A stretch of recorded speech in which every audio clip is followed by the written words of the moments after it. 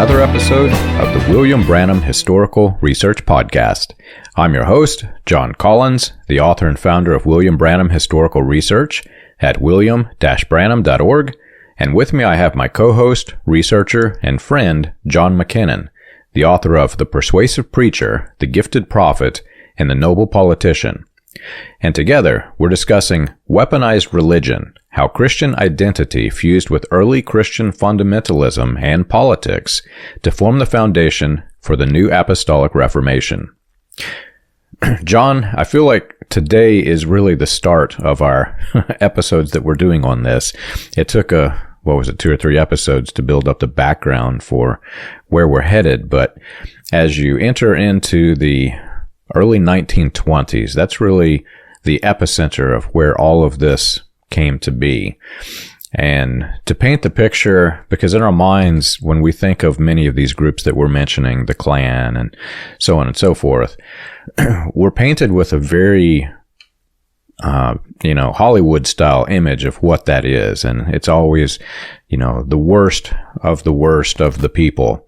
However, back during its time, it was actually really popular, and it was a very complex organization. There were many facets to the things that they believed and the things that they tried to portray and tried to convince Americans, some of which actually were good things. But when you mix the good with the bad, that's where you end up with the ugly. And as it relates to the NAR, that's kind of where the entire podcast is headed.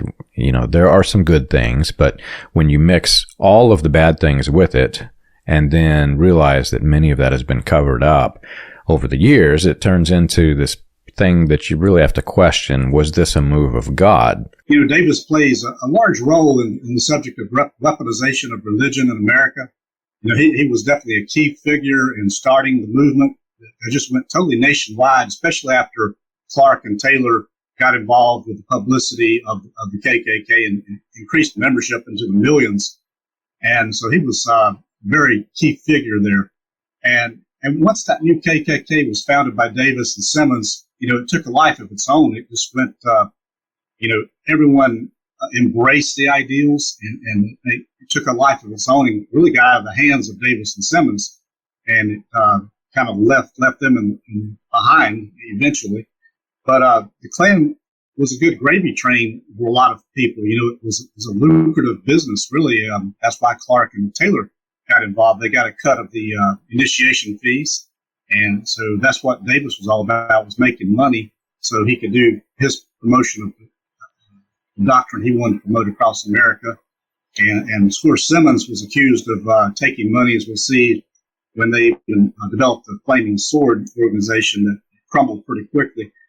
But so it accomplished that goal of what Davis and white Protestant America really wanted. And plus, it was a vehicle that just lined the pockets of everyone that got involved. And so it was so lucrative at the time. So eventually we find out that Davis and Simmons even lose control of the Klan to others, and it caused them to come together again. I believe it was in either Oklahoma, and they formed another organization, which we'll talk about, Knights of the Flaming Sword. And it was a counter-Klan organization to counter the Klan and pull people out of the Klan, get them to join the Flaming Sword, so Davis and Simmons could continue what they wanted to start back in 1915, since the Klan had left them. Davis and Simmons, flopped at trying to get that started, and eventually they had to abandon the idea. Davis even began to accuse Simmons of wanting to hoard the money, and it was all about the money, and they just squabbled over that, and that really caused a lot of internal conflict and trouble. So, as I was preparing for today, it became clear that Davis failed at creating a separate organization to promote his causes. But what he did find, I believe, what I see happening, there's a pivot point here. When he failed at the secret organizations, what he did was he found a way to promote his ideas through churches.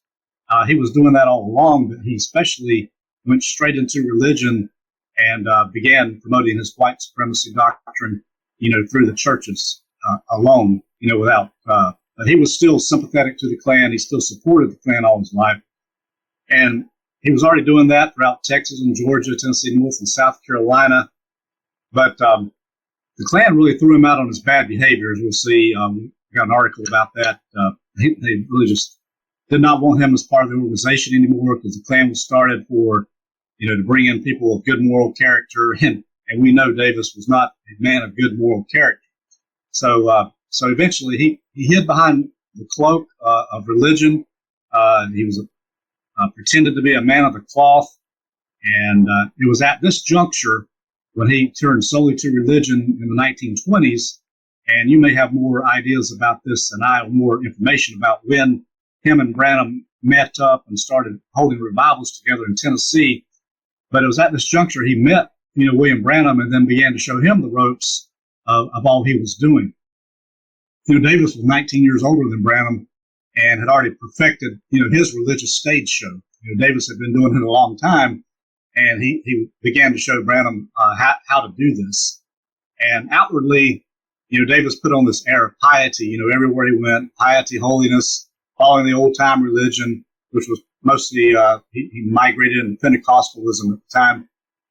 But inwardly, we will see that he's one of the most worst ravening wolves ever to rise up.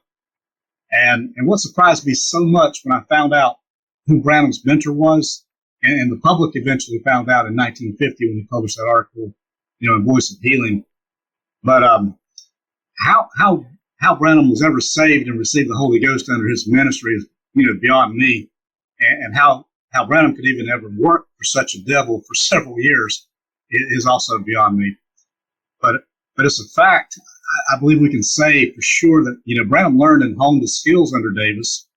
And of course, Davis was a Pentecostal, and there's some things we'll get into the 1930s. I don't want to spoil it for our next episode, but Davis knew spiritualist tricks. Davis knew how to do the reading of the minds and the hearts. He even, was going to perform that on stage later on. So it was actually in the papers about it. So he also, I'm pretty sure he baptized in the name of Jesus Christ. He conducted healing revivals. People believed he healed the sick. And, this is a man that was evil, and he was doing all these things. And supposedly, while him and Branham toured in Tennessee, and we'll have more information about that, he drank deadly poison and didn't even kill him while he was in a revival service. And Davis, of course, believed serpent seed way back in the 20s, long before, Branham preached it as his own doctrine, as a revelation. And he taught most every doctrine, really, Branham eventually preached. And so we'll see that. So I personally believe, if Branham would have had any spiritual discernment about himself, he would have run from Davis, from the start. Davis knew how to deceive people, how to get people to like him, and William Branham was also a master at doing that. But I think what listeners will come away with today, if we have time, is we're going to cover 1924 to 1928 or 29. Davis was transitioning through his calls from secret organizations and moved totally into the Christian religion, and managed to deceive, many, as long as he stayed in that rank. But Branham and his message, I believe, was just an extension of his movement. As they were planting churches, as they were going around the nation, he was just, as Davis called him, he was his Timothy. And his Timothy did a very good job at deceiving a lot of people. Yeah, I'm excited to get into this one as well. And before we go there are 2 points that you mentioned that I think we need to stress and emphasize. You mentioned, number one, the spiritualism. This was, Davis was thrilling the crowds by claiming that he had been a converted spiritualist, and Christians were coming to see this person who's now explaining the inner workings of spiritualism. And that was fascinating the crowds. The other thing you mentioned, which we've mentioned previously, was, Clark and the money aspect of this. You have to understand the Klan was a social movement. When we think of social movements today, we think of, the TikTok craze or the Facebook craze, etc. Well, back then, there was no internet, there was no television, and what these men did, they would hold lectures, and people would just go see a lecture like you might turn on a documentary today or even a sitcom, because some of these lectures were highly entertaining. And, Davis and apparently Branham was in the lecture tours. They called it the Chautauqua, where they would go out and hold these stage acts basically, but they were holding lectures. And this was a highly popular thing. Spiritualism in the United States was a fascinating craze. So when you take a social movement, which the Klan was, and you mix it with the most popular thing at the time, one of the most popular things, which is spiritualism, blend those two, and now mix in Davis, who's claiming to be a Christian, which I have a strong suspicion he was not, and you mix those three elements together, and if you're studying the NAR from the critical standpoint, you suddenly realize, wait a minute, that's exactly what they have today in many of these NAR churches. It's spiritualism mixed with social, mixed with money scheme, which is the other aspect. When you signed up for the Klan, when you signed up another person to join the Klan, you got approximately $10, which back then, that was a heck of a lot of money. And the more you signed up, obviously, the more money you got. Well, you had to pay your dues, and some of those dues went up to the higher levels. So you paid your dues, whoever signed you up got some, and then so on and so forth.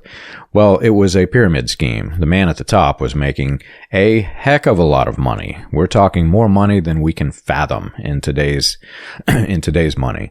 So again, look at the modern NAR, look at just the money trail. Watch the money as it's flowing through these religions, and they're doing the same exact thing. It's not really religion, it's entertainment, and there is a strong financial motivation to do it.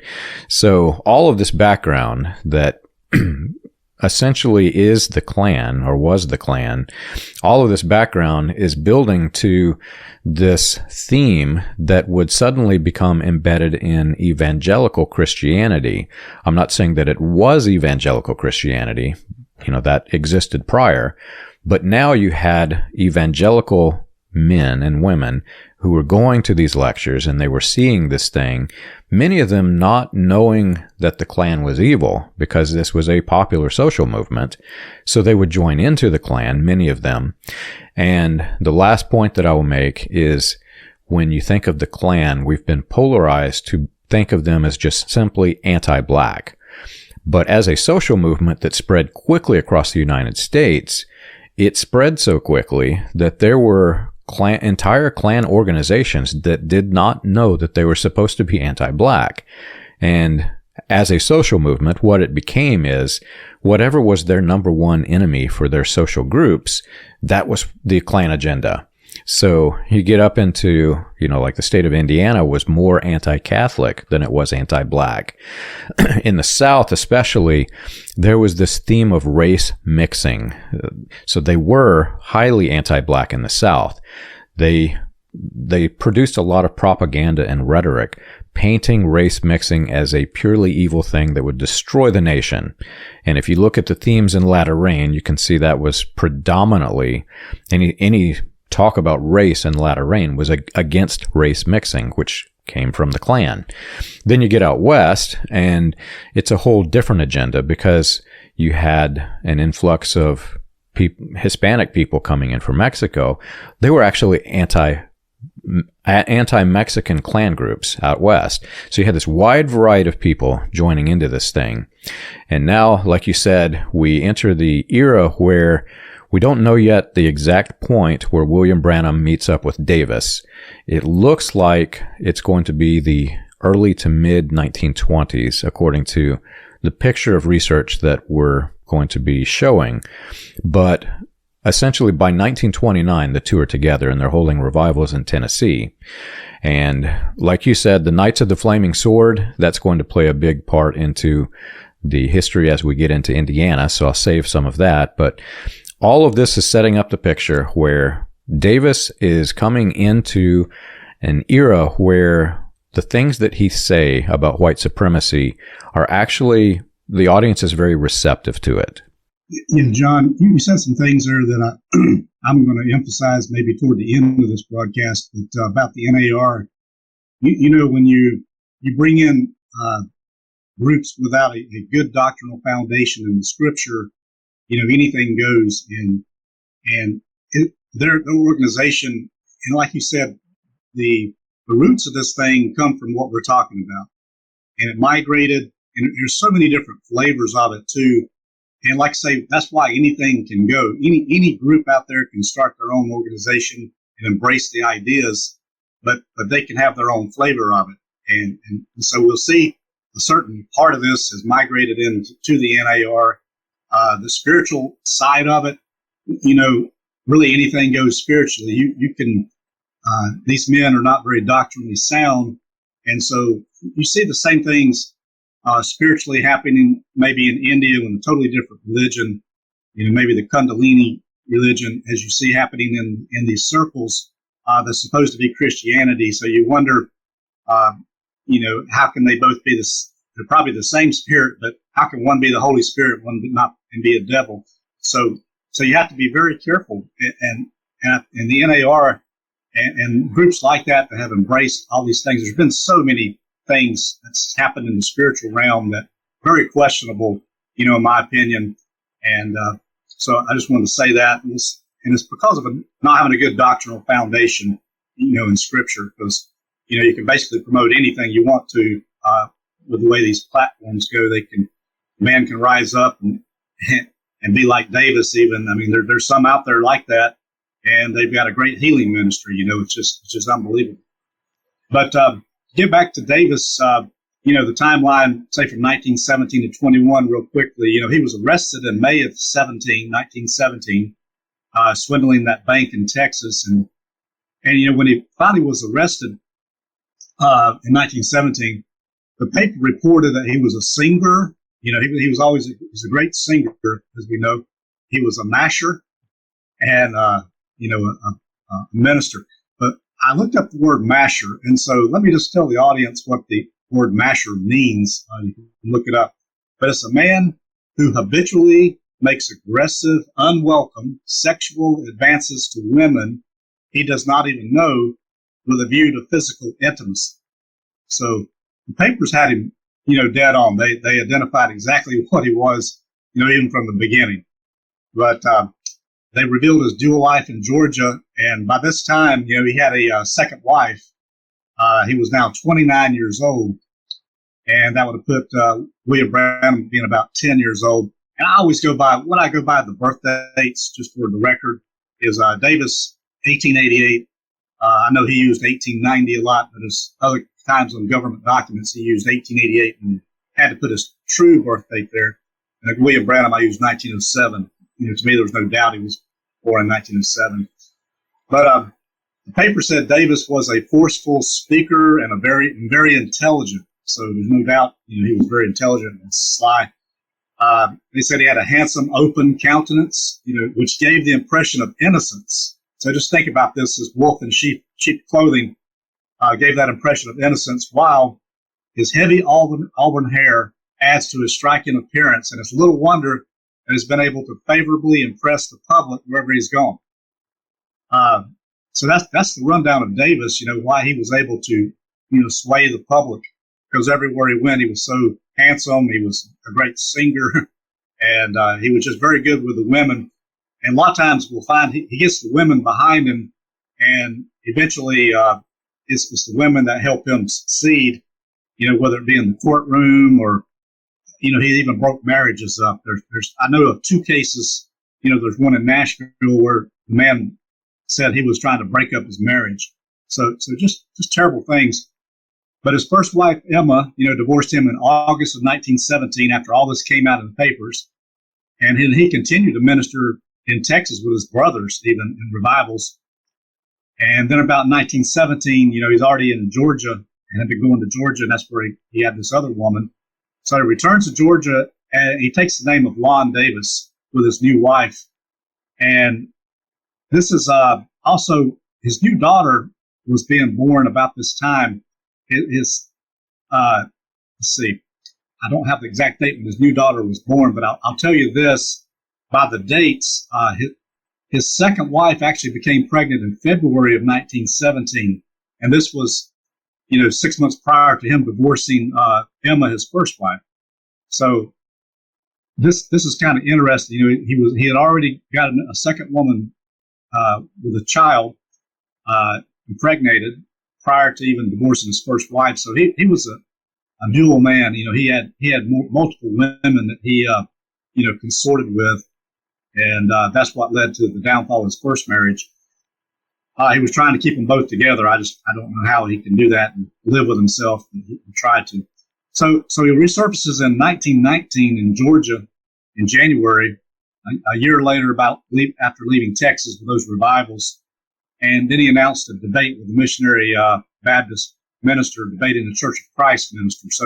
So Davis had a habit of, he knew the doctrine very well, very intelligent. He had studied all the church doctrines. So he could take a position and then challenge another minister of another denomination whom he knew he had the differences with, and then challenge him to that debate. So in the public eye, he could look like a very learned and scholarly man, eventually taking on the title of Dr. Davis to hold these debates. And then it made the other minister look kind of foolish because he knew the arguments that would bring the other minister down. Same way Branham did it, using baptism in the name of Jesus Christ throughout his ministry.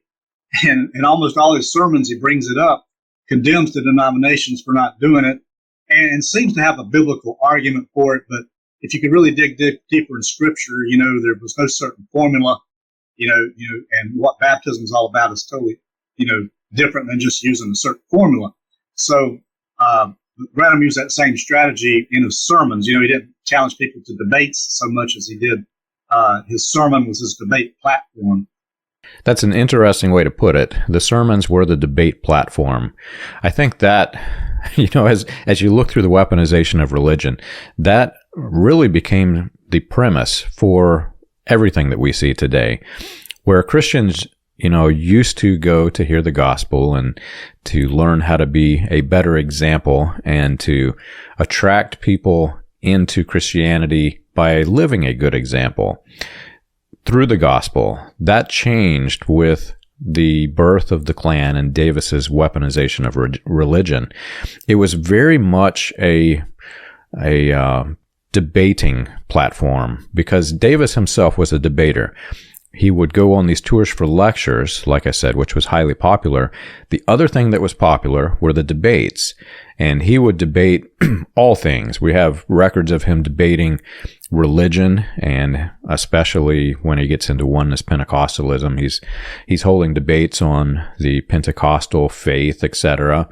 He was staging debates where he and William Joseph Simmons were scheduling debates where they would go and defend the Klan, etc.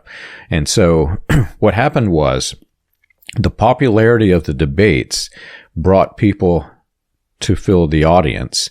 Well, mixing that with religion, now he can build a bigger audience of Christians who are going to put tithe in the tithe basket by debating in his sermons. And we have records of this. If you go onto the website and you just type in Roy Davis, go to the newspaper, you can see some of the titles of his sermons and even some sermon content. One of the things that struck me is when he came into Louisville, Kentucky, which is the heart of bourbon country, right? This is where Al Capone used to come and hide out in the secret labyrinths underneath Louisville as he's doing his wheeling and dealing to get alcohol. Well, Davis comes here and he says that he's preaching against the people who are fighting for prohibition because he feels it's wrong, yet he also was against alcohol. So he creates this conundrum of doublespeak, and he says that he paints the scene of a church service wherein the women come in, just fall off their feet drunk, and they're sitting in the laps of men inside of the church service. Now, this would have been during the time when William Branham, the leader of the Healing Revival, was his either assistant pastor or an elder in the church. So at that point in time, there were, according to Davis, a just wild ruckus of drunk people in the church. And that would have been controversial. So you would have had debates about, well, you shouldn't be doing this, man. Let them, keep the drunk people out. Let it be a sober church service. But that's how things were. He wanted the controversy. And I think that's the last key element that I'll focus in is the controversy brings argument. And there is really no bad publicity. So if you can create people arguing with each other, they're talking about whatever it is that you have to say. And Davis realized the power of that. You mentioned Singer, Masher, these are all entertainment things. Well, the debate was an entertainment thing back then. When we think of debate today, I don't know that I would go pay to see a debate, but back then people actually did because there was no television. There was no films were coming in, but by and large, their primary form of entertainment were these lectures, debates, and sermons. Have you ever wondered how the Pentecostal movement started, or how the progression of modern Pentecostalism transitioned through the latter rain, charismatic, and other fringe movements into the new Apostolic Reformation? You can learn this and more on William Branham Historical Research's website, william-branham.org. On the books page of the website, you can find the compiled research of John Collins, Charles Paisley, Stephen Montgomery, John McKinnon, and others, with links to the paper, audio, and digital versions of each book. You can also find resources and documentation on various people and topics related to those movements. If you want to contribute to the cause, you can support the podcast by clicking the Contribute button at the top. And as always, be sure to like and subscribe to the audio or video version that you're listening to or watching. On behalf of William Branham Historical Research, we want to thank you for your support. Yeah, I would say that, Davis loved controversy and he didn't shy away from it. Debating was his strategy. And we'll even see that, Branham early on, tried the debate strategy in 1950. But I think that was his only public debate that he ever had. But he really didn't. He wasn't much of a debater. I guess he used Bosworth as his main debater to tell the scriptures because Branham wasn't very schooled in the scriptures. He was very much a novice, very shallow in the scriptures. I've got another comment about that later on. But all these speakers, these circuit riding preachers and revivalists, they were powerful speakers. All these men were very gifted in the public eye. I mean, they had talents. And Davis was a strong student of doctrine. He knew these doctrines of various churches. And, Branham was also very learned in the doctrines of denominational churches, just the ones he wanted to make the argument with in his debate platform, which was primarily when he got into Trinitarianism, shying away from that and getting into the oneness.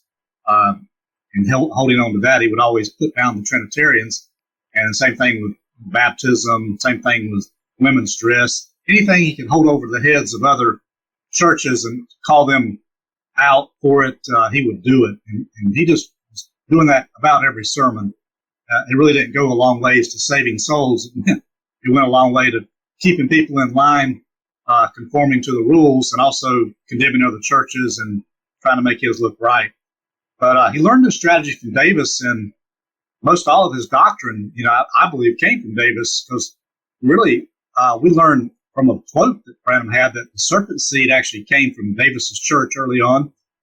He admitted that when he discussed serpent seed with even George the Ark, when he attended Davis's church, and water baptism is the same way. I think in the newspapers, Davis was publishing that he was baptizing in the name of Jesus.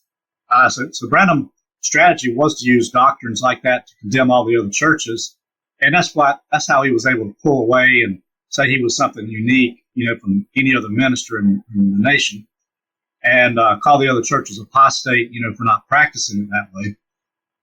So he taught unique doctrines, Branham did. We'll just interject this. They would sound somewhat scriptural, like serpent seed, and then convince the followers it was some new revelation from an angel, and then start condemning other churches about it. So he did that with everything. Roy's strategy was to take a side, any side, because he took both sides. He he joined up with the Pentecostals. He was the Baptist, Church of Christ, Church of God. It didn't matter what sect he was in at the time and who he was trying to, gather under his wing. He would pick a battle, and he knew he had a good chance of winning, in any argument he took. So he sided with a lot of different churches. So he really never held towards any one particular doctrine because he could take any side he wanted to. If he won the debate, then of course his following would grow. That's what gave him more followers was by winning that debate, because it would make him look bigger in the public eye. And that's the same way Branham would do as well. Growing the following is another point that will come into focus largely when we get a little bit further along. The NAR, if you study its history and its origins, it was spawned off from the church growth movement, which was the notion that in order to sway the American public political social opinion, we needed large churches with mass persuasion. And that grew into the NAR, these themes of megachurches. Well, Davis was trying to do the same thing, but for different reasons. There was a lot of money in it. Well, I said different reasons, but if you look at the NAR, that may be the same theme too. But specifically, Davis was looking to make more money. That was really his agenda. And whenever you think about $10 a head to sign people up, that's not even the full extent of the money. You had to purchase the Klan robes. You had all of these different symbolisms that you could buy in the forms of various items that they sold. And I think the estimate was like $20-something for every single Klan recruit. And all of that money, again, it's in a pyramid scheme. So as it's coming up through Davis and he has to pay his dues, he's making money. And he's sitting sort of at the top of this thing. So not only is he making the money for people he signs up, there may be, I don't know how many levels of different people under his area in the pyramid. So he is wanting it to grow exponentially. He wants massive organizations to the extent that by the time we get into the era that we're talking about, as we're leading into his time in Tennessee prior to his coming to Louisville and Jeffersonville, Indiana, Davis has decided that he's going to start his own organization. And how that comes into play is a story for probably another episode, but he wants to become much like John Alexander Dowie, where he's creating a movement that is Catholic. And when I say Catholic, I don't mean like the Roman Catholic Church. The word Catholic just simply means universal, the universal church. Davis wants to create something where everybody's welcome. All are welcome. And when you think of the healing revivalists, that was the theme that was carried forward. They called it an interdenominational movement. So Davis created the framework for an interdenominational movement. And all of it, when you study everything about Davis, it all comes back down to the money. Yeah, I think money is driving. It's a driving force behind a lot of these ministers, as we know today, even televangelists today. Money is the driving force, and money. The Bible says money answers all things. The love of money is the root of all evil, and so it's very clear. The evangelists, televangelists today, they love money. I mean, there's just no doubt. That's their primary focus. They're trying to convince their followers. Today, now it's morphed into how much money you can get if you give me your money, and how much God's going to bless you by you blessing me. So that's just what it's morphed into. But with the NAR, they're focused on, like I said, they can accept just about anything, and all these groups can come together because no one's got any sound doctrine about them, so they can't stand for anything. So they have to accept, other beliefs and the way people do things. So they can all come together in a unique way. Whereas if you had sound doctrine, it would kind of separate, and at least, you would stay somewhat with the truth versus having these aberrant belief systems. But so getting back to Davis, in 1920, Davis was pastoring in Ackworth and Adairsville, Georgia. So now he's kind of gotten established, pastoring two churches, actually. And the Klan was gaining its momentum. as a social organization. Like you said, people were joining it, not realizing it was had a lot of hatred towards other groups. It was just a social thing to do. And it was gaining political power very rapidly. Politicians were joining. When Upshaw was a member, I believe it went into the police force because they needed the police force to allow them to get by with some of these lynchings and things they were doing to, black people and the hatred they were displaying. So some of the vigilante justice, some of the, evil things they were doing, if they had the police force and policemen behind them, they just turned their head. Even mayors of the towns there, were probably involved. So the political power, was a secret organization, and they were gaining, their structure. Davis was also, again, editor of an Adairsville newspaper, and he used that platform to promote the political candidates that he wanted to promote that supported the Klan. And he would also denounce others that didn't support the Klan. and Davis used the paper to condemn Roman Catholics and others that the Klan was against. So Davis knew very well the power of the press and continued to do that throughout everywhere he went. So by February 1921, the suspicion of the Klan kind of grew in the nation, where congressmen were being alerted that this might not be a good organization for America. And by July of 1921, Roy was exposed at the Ackworth Baptist Church where he was pastor. They found out he was recruiting for the Klan and actually having meetings at the church, secretly, with Klan members. He was also discovered that he was using an alias, and having two wives and being divorced from his first wife, skipping paying his bills and honest debts even, and accused of bank fraud. After all this came out in July, Ackworth Baptist Church ousted him, and then he leaves town. And then from there, he goes into Oklahoma. So in August, we see him surfacing in Oklahoma, in Idaville. And it's about 100 miles from his hometown of Paris, Texas. So he kind of, turned tail and ran, for a while. And so he spent time out there as a missionary Baptist pastor, held revival meetings, assisted by his brothers. He called his everywhere he went. When he got into trouble, he kind of called his brothers as a, security detail to kind of surround him and support one another while they ministered. They did the same thing in Jeffersonville. Each one having their own churches, but they always worked together. The paper reports him as being recognized in several states as one among the ablest and successful preachers of his denomination. The papers, Davis had a habit of submitting articles to papers to publish about him.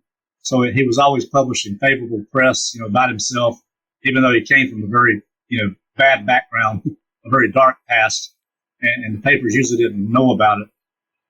It was information that traveled as fast back then. But he began a campaign at that time of sending threatening letters to those that opposed him in Texas and Georgia. So now he was trying to attack his enemies who exposed his bad life.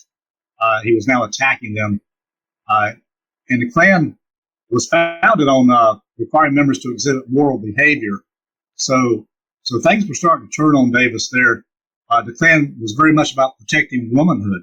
So what Davis did in getting a second wife, divorcing his first wife, was very contrary to the ideals of the Klan.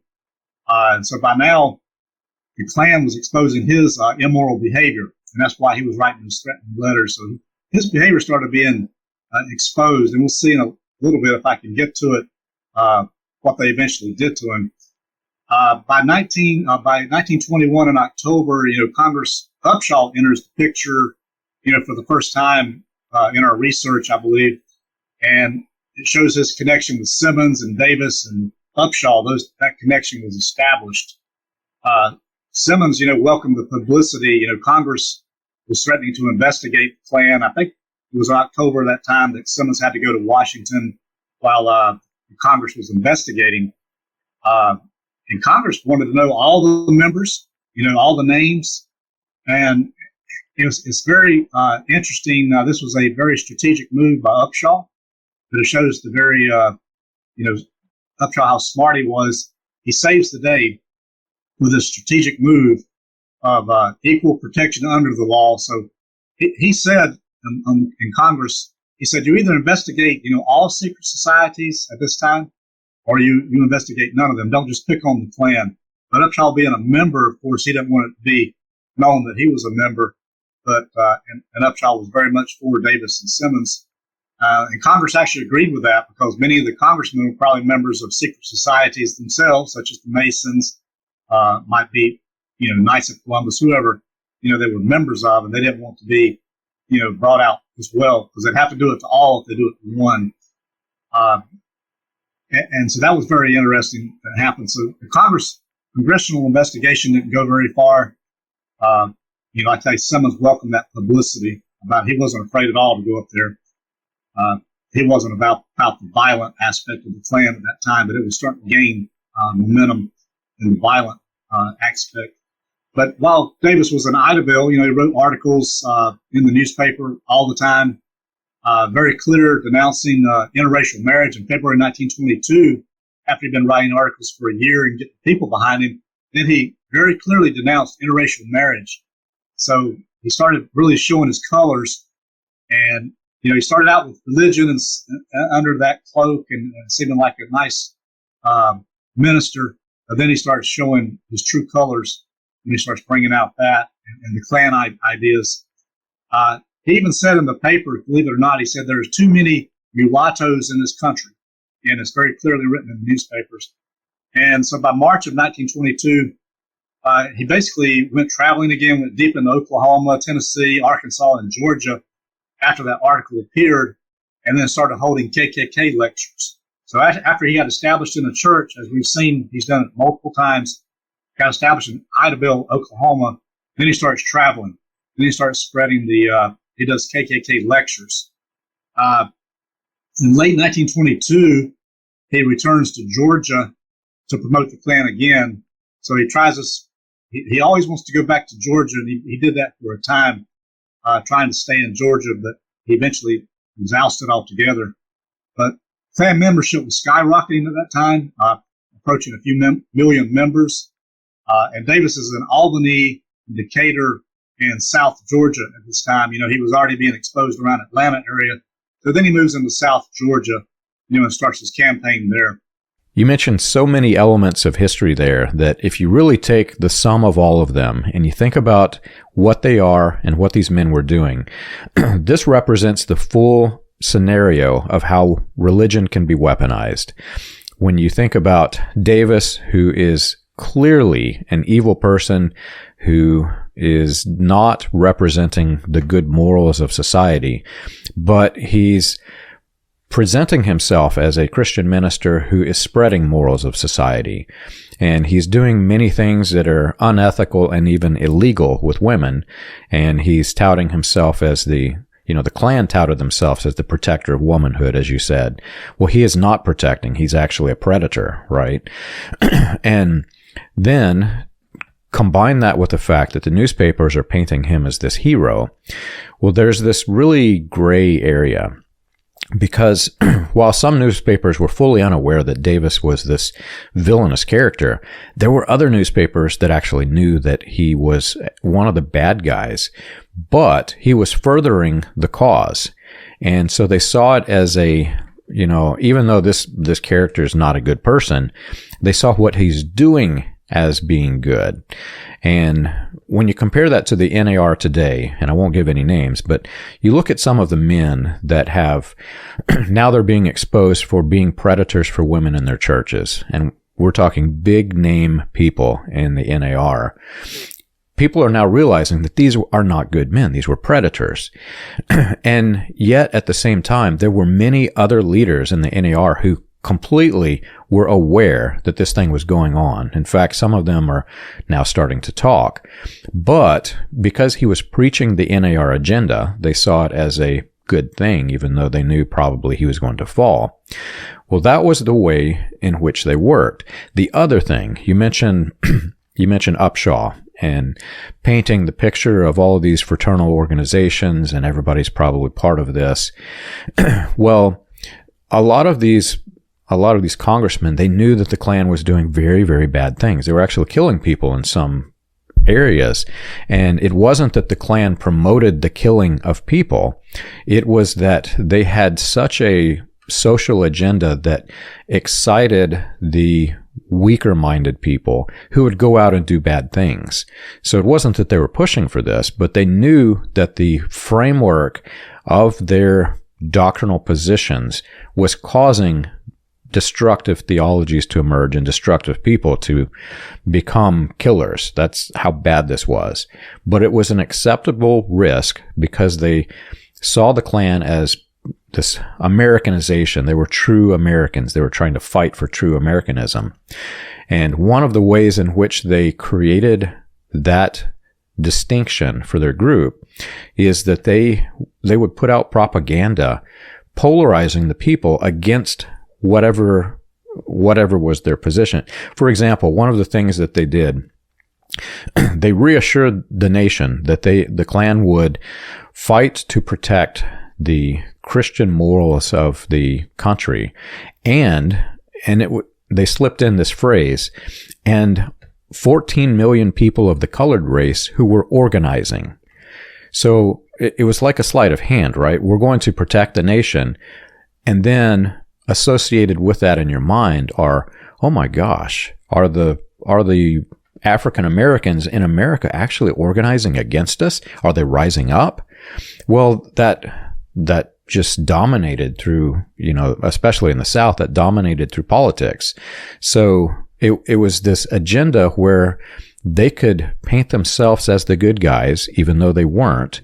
They could create a problem that really didn't exist, and then polarize people to fight that problem that did not exist.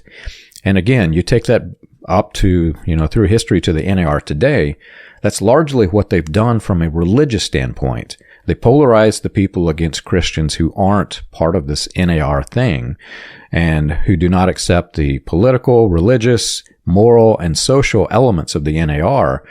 And they spread propaganda of things that are happening in American society that really is not the case. There may be some extreme versions that closely resemble it, but they're mimicking exactly what Davis was trying to do and how he did it. They just have to be very careful about who they're following and who they're relying on for their doctrine and spiritual food.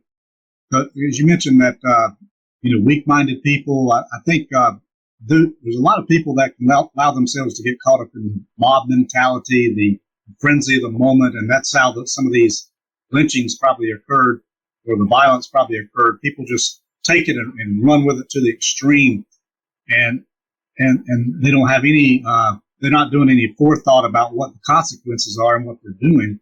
So, and these talented men that get up there, that are even predators, as you said, they can just deceive people, and we're seeing it come out in the news even now, and they're very prominent people and very high-ranking people in the NAR actually, before the public, before the congregation, they're ordained some of these men and call them prophets and mighty men to carry on the army of Joel, whoever, for this end time revival that they keep speaking of, and then they turn out to be devils. They turn out to have had affairs and leave their wives, and it's just an embarrassment to the group when they've just have ordained them before the public and endorse them before the public. So, and some of these things carry on a long time, as we've seen in the news recently that you brought out. And so Davis was no different, in that respect. And I just go back and say, well, how could a man that God's supposed to have brought to this earth as a prophet of God, say in the last day, could ever have worked with a man like Davis without some discernment beyond me? But getting back to Davis, in January 1923, they worked together. They were working together again very closely, and the newspapers reported they were denied a venue. And now they were starting to gain national attention, and this is what eventually led to the downfall of Davis in Georgia. But there's newspapers from Texas, Arkansas, Montana, even New York to Florida. newspapers all over reported this one thing, that they were denied the use of a speaking engagement, a hall, where they wanted to promote the Klan. And that was in January of 1923. About this time in February, Davis in South Georgia starts a newspaper called the Brickbat, and that's in Meigs, Georgia, or in South Georgia, if you look it up. He also became president of the Georgia Farmers Union, and then pastored, multiple churches at this time still. So Davis was making his inroads back to Georgia, having come back from Oklahoma. The Oklahoma newspapers kind of go silent. I guess he leaves other men in charge of the churches he started there. So it only took a few months, and Davis is, notorious for this. He writes something in the paper about somebody else, and he gets accused of libel by a woman of Valdosta, Georgia, and then he was arrested. This was in June of 1923, after he started that newspaper, the Brickbat. And less than a few days later, his fateful day came.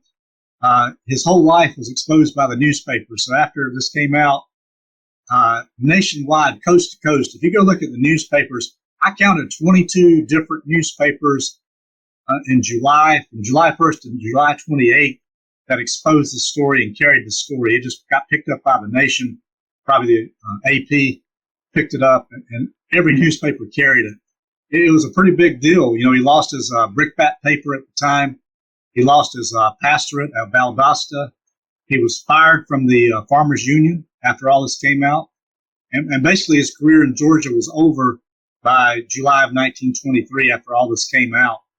And this is kind of funny, and this is where the Klan is beginning to turn against Davis, because even the Klan couldn't stand him eventually. So in August of 1923, after this came out, and he just kind of lost everything in Georgia, he went back to Texas. And while he was in Texas, he was flogged, with a wet rope for his bad conduct, which left him hospitalized right after that, I guess, with scars on his back. So even the Klan began to hate Davis and oust him in August. So there was an article in the paper about that, and they called him Lon Davis, but they said he was known to be the same Roy Davis, that had all these issues. So in September, after he recovered from his wounds, he came back to Georgia, and believe it or not, in Fitzgerald, Georgia, he began to pastor another church. How he stuck back in Georgia after all that exposure, I don't know, but he just had a way of doing it. So he began to pastor the Kennedy Memorial Baptist Church in Fitzgerald, and he holds services, and he tells all services, the members in the Baptist Church, he gives a sermon called "My Life as a Klansman, Why I'm No Longer Working with the KKK."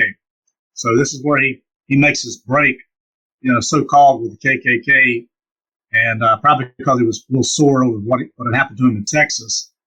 But at some point, the pressure was mounting against Davis to where he probably feared for his life. He actually began carrying a gun for protection. He was arrested in January of 1924, just a few months later, in Fitzgerald, Georgia, for carrying a gun. It says he was placed under bond. He was charged with carrying a deadly weapon, concealed, and also carrying a deadly weapon in a place of worship. So even before concealed weapons were allowed, as we do today, we're carrying them in churches again, and he was carrying his weapon in church services. It says it was being alleged by a person that he had a pistol concealed on one occasion last June at the Kennedy Memorial Church, and so he was given $200 bond. The Klan had outed David from membership around February 1924 officially by Hiram Evans, who, like we said in the last episode, that Hiram Evans got the membership, got the leadership of the Klan under him, and bought out Simmons, with a salary and a title. But Hiram Evans, that dentist from Texas, actually took control of the Klan. So Hiram published this in the papers about ousting Davis for good. He said, "By the authority and power vested in me under the constitutional laws of the Knights of the Ku Klux Klan Incorporated, hereby banish Roy E. Davis from membership in the Knights of the Ku Klux Klan depriving him of all rights to appear before any duly authorized and chartered or provisional Klan body throughout the bounds of the invisible empire. They do it for cause. He's guilty of acts and offenses against the Klan. And they go on and mention all those acts that he did. So that was a pretty good pivotal point there in February 1924. It was by him being flogged by the Klan that they knew what he was about. They finally just ousted him altogether. And that begins the relationship of Davis and Simmons in forming the new organization, which we'll talk about pretty soon. As it relates to our overall story, this is the key moment, right? The Klan in the United States is declining because Simmons, as we'll talk about in the next episode, Simmons is being exposed as the head of this pyramid scheme, of which many leaders in it are not upholding the moral values that they presented. And so there's a shift that happens, and that shift goes towards Indiana. And Indiana suddenly becomes the proving ground for white supremacy, and it's a different flavor of white supremacy, but it's also becoming the most profitable, which we'll also get into in the next episode. And so Davis and Simmons try to create something new. It, as we'll talk about, it doesn't really work out, but where they went with this, with the religion / white supremacy, I have to say, even though it's kind of been underground history for a long time because it's been covered up, I think this was actually far more effective than what they did with the Klan when you think about how religion was weaponized by these guys. And you mentioned the flogging. I'll never forget, I was working with a historian. We were studying Davis's connection to the Kennedy assassination, the things that were happening in the social environment there in Dallas leading up to the assassination, which Davis was a key part of. And we were doing this research, and he found that article and sent it to me about the flogging. And he says, this is Texas justice. And the thought struck me because in the latter rain and the Branham cults, etc., there's some very horrific things that are said in the sermons. And your mind is so manipulated that you really don't critically think about how bad they are. But one of the things Branham is talking about, how the way he would do it is he would not come out and instruct the bad thing. He would instead create a fictional story and say that the fictional story was a good thing. And he talks about how a woman was beating the daughter until she was so bruised and swollen that she could not put clothes over her. And he says, and that's what we need to do today. And when this guy sent me this flogging article, which is kind of a funny story about Davis, I thought, well, that's what needs to happen today, a flogging of these bad guys, which is wrong. I shouldn't think like that. I realize now that was wrong. But the irony of it is just unbelievable, because Branham's mentor, Davis, was actually flogged and beaten to, I want to say it was so bad he was hospitalized, if I remember correctly. So the mentor of the guy who's saying that we should beat children until they can't we should beat them without clothes until they can't put the clothes back on after we beat them, his mentor was flogged. So the irony is just unbelievable. But really excited to get into the next episode.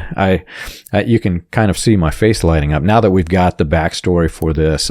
This is going to really start going into some very fun stuff. So if you've enjoyed our show and you want more information, you can check us out on the web.